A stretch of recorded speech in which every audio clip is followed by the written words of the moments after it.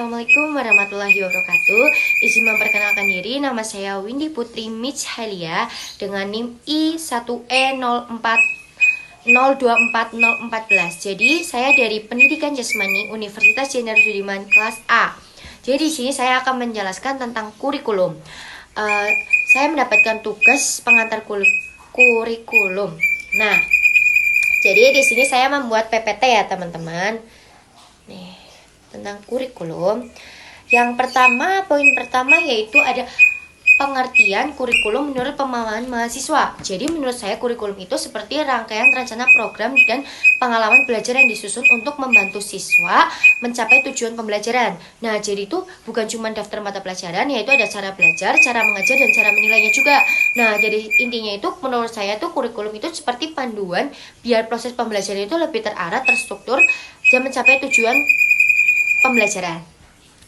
Oke, selanjutnya ada unsur-unsur utama dalam kurikulum. Ada 4 ya teman-teman. Yang pertama yaitu ada tujuan, isi materi, metode atau proses pembelajaran, dan yang terakhir ada evaluasi. Tujuan itu apa? Tujuan kurikulum itu apa? Tujuannya yaitu mau dibawa kemana pendidikan itu. Misalnya, biar siswa itu menjadi lebih pintar, terampil, dan punya berkarakter baik. Yang kedua yaitu ada isi materi. Isi materi itu di dalam kurikulum itu materinya itu apa saja yang dipelajari, yaitu seperti mata pelajaran, tema, dan topik ya. Nah, metode proses pembelajaran yaitu yang dimaksud yaitu bagaimana cara belajarnya di kurikulum, yaitu misalnya dengan diskusi, praktik, dan presentasi. Yang keempat yaitu ada evaluasi, cara menilai hasil belajar siswa seperti ujian, tugas, dan ataupun proyek ya teman-teman. Oke, selanjutnya yaitu ada tujuan kurikulum dalam pendidikan. Kebalik ya teman-teman. Tujuannya supaya peserta didik itu bukan hanya pintar teori, tetapi juga bisa mengembangkan sikap, keterampilan, dan nilai-nilai juga yang nantinya dibutuhkan di kehidupan nyata. Nah, intinya kurikulum itu nantinya bakalan jadi bekal untuk siswa itu bisa hidup mandiri dan berguna bagi masyarakat dan siap untuk menghadapi masa depannya. Nah, selanjutnya yaitu relevansi kurikulum dengan kebutuhan peserta didik dan perkembangan zaman. Nah, kurikulum itu harus selalu update sesuai kebutuhan siswa dan sesuai perkembangan zaman yang berubah-ubah. Jadi, zaman dulu mungkin cuma bisa belajar, berhitung, menulis saja. Tetapi sekarang itu harus bisa akan teknologi, kreatif, dan bisa kerjasama dan berpikir kritis ya teman-teman. Nah, dunia kerja itu juga makin butuh orang yang fleksibel dan bisa beradaptasi. Nah, jadi kurikulum itu biar itu mesti tuh ngikutin biar siswa itu nggak ketinggalan ya, ngikutin zaman. Nah, yang terakhir yaitu ada poin terakhir, contoh sederhana penerapan kurikulum dalam kehidupan sehari-hari atau di sekolah ya teman-teman. Aku ngambil 2 contoh. Yang pertama yaitu contohnya project based learning. Nah, di sekolah itu siswa diminta untuk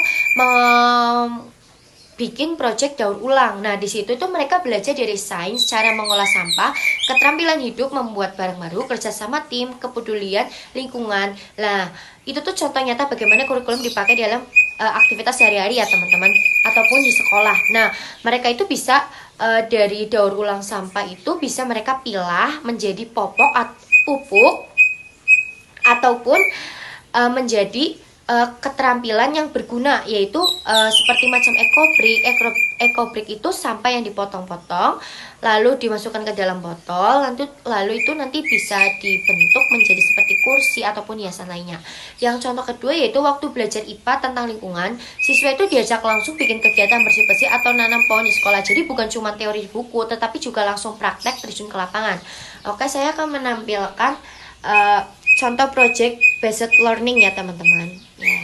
Oke, menurut saya kesimpulannya kurikulum itu kayak panduan belajar yang membantu siswa itu jadi lebih pintar dan siap hidup di masyarakat ya teman-teman. Tetapi isinya itu bukan cuma tentang mata pelajaran doang, tetapi itu ada cara belajar, cara mengajar, dan cara menilai. Nah, kurikulum itu harus selalu update sesuai perkembangan zaman dan yang berubah-ubah, perkembangan zamannya berubah dan sesuai dengan kebutuhan siswa. Jadi siswa itu bisa lebih siap dan berkarakter baik. Mungkin cukup sekian, mohon maaf atas salah kata yang saya sampaikan. Sekiranya mungkin cukup sampai di sini. Semoga video ini bisa bermanfaat. Wassalamualaikum warahmatullahi wabarakatuh. Terima kasih.